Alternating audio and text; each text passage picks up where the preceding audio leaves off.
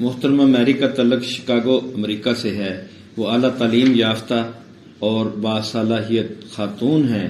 انہوں نے Iowa university سے ریڈیشن بائیولوجی میں MS کی ڈگری لی۔ وہ تحریر و تقریر کی صلاحیتوں سے بہرہ ہیں، زبردست انتظامی صلاحیت رکھتی ہیں اور نوجوانوں کی نفسیات سے گہری واقفیت رکھنے کی وجہ سے اس طبقے کے مسائل سے آگاہ ہیں۔ وہ شکاگو میں ایک اسلامی کالج کی رجسٹرار ہیں، شکاگو ہی کے ایک اسلامک انسٹیٹیوٹ کے اعزازی معاون ہیں اور علاقے کے نوجوانوں کی فکری و عملی رہنمائی فرماتی ہیں۔ شادی شدہ ہیں اور ایک بھرپور خاندان رکھتی ہیں۔ السلام علیکم ورحمۃ اللہ وبرکاتہ۔ بسم اللہ الرحمن الرحیم۔ اللہم صلی علی محمد وعلی آل محمد۔ ہم مسلمان کیوں ہوئے، اس سلسلے کی آج کی شخصیت کا تعارف لے کر آپ کی خدمت میں حاضر ہوں۔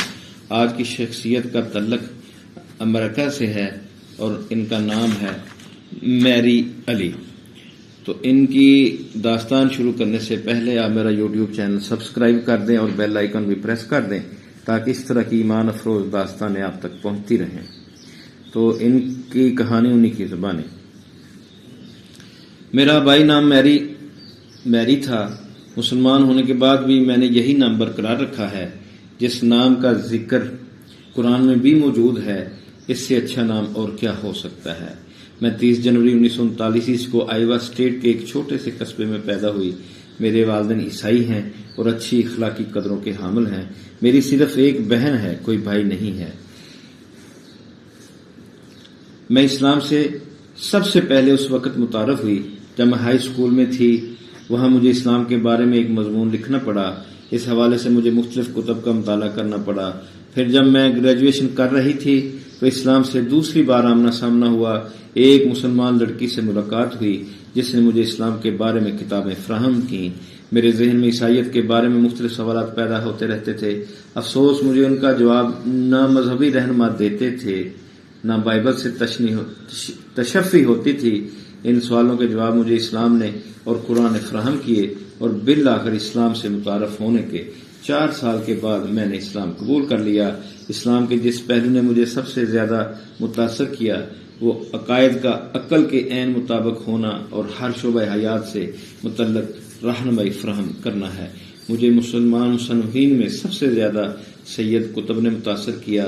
جب میرے والدین اور دوستوں نے دیکھا کہ اسلام قبول کرنے کے بعد میں بہت خوش ہوں اور مطمئن ہوں اور میرے کردار اور عمومی رویے میں بہت خوشگوار تبدیلیاں آئی ہیں تو انہوں نے میرے عمل کو خوش دلی سے قبول کر لیا اور میری حوصلہ افزائی کی۔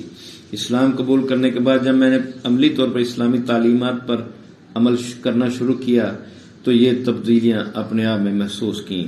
نمازوں کے دوران اور بعد میں صبر اور سکون کی خاص قسم کی کیفیت، نمازوں کے اوقات کی نسبت سے میری زندگی میں نظم و ضبط پیدا ہوتا چلا گیا۔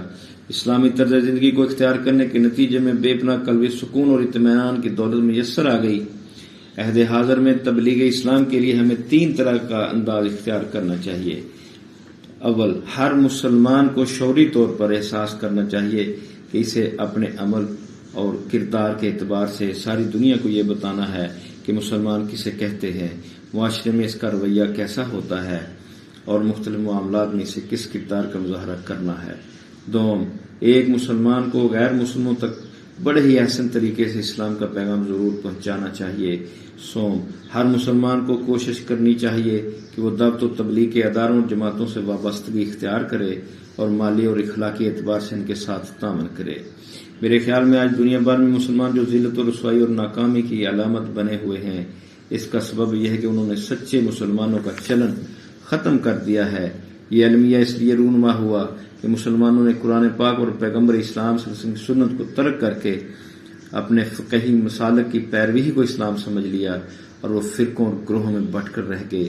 اور حالت یہ ہے کہ حنفی شافیوں کے ساتھ دست و گریباں ہیں اور شافی مالکیوں کے ساتھ برسر پیکار ہیں۔